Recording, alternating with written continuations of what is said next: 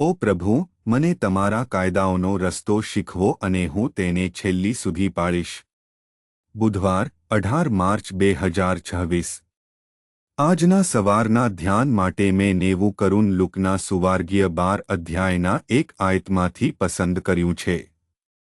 આ દરમિયાન જ્યારે હજારો લોકો એકસાથે એટલા ભીડાઈ ગયા કે તેઓ એકબીજાને દબાવી રહ્યા હતા, ત્યારે તેણે પોતાના શિષ્યોને પહેલા કહેવાનું શરૂ કર્યું, ફરીસીઓના ખમીરથી સાવધાન રહો, જે પોતાની દેખાડુંકારી છે.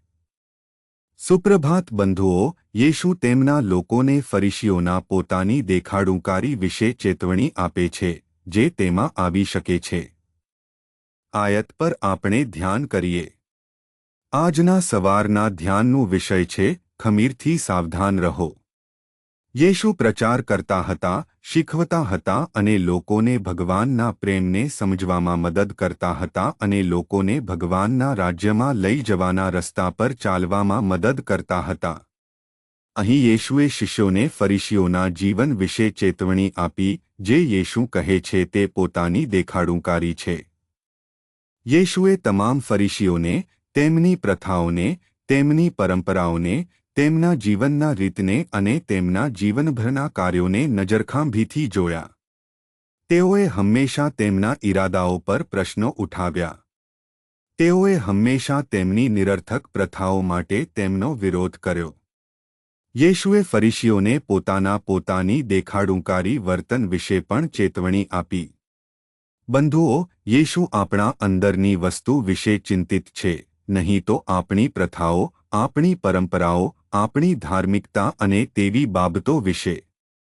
ફરીસીઓ પોતાની પરંપરાઓ અનુસાર જીવવાના રીત વિશે વધુ ચિંતિત હતા.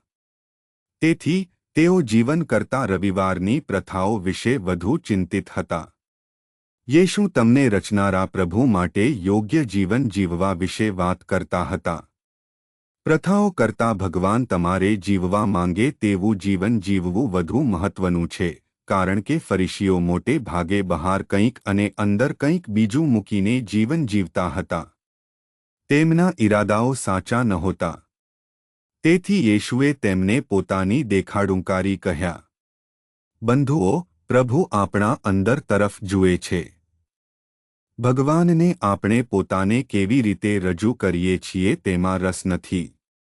ભગવાન જાણે છે કે આપણે શું વિચારીએ છીએ, શું અનુભવીએ છીએ, આપણા ઈરાદાઓ શું છે. તેથી આપણે ભગવાનને મન્યા જોઈતું જીવન જીવવું જોઈએ, બહાર કંઈક મૂકીને નહીં, કારણ કે યેશુ આવા જીવનને ધિક્કારે છે.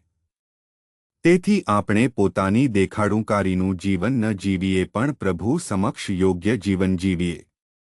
પ્રાર્થના. કૃપાળુ ઈશ્વર, આપણા સ્વર્ગીય પિતા, ઓ પ્રભુ, આપણને તમારે મન્યા જોઈતું જીવન જીવવામાં મદદ કરો. ખ્રિસ્તના નામે આપણે પ્રાર્થો. આમીન.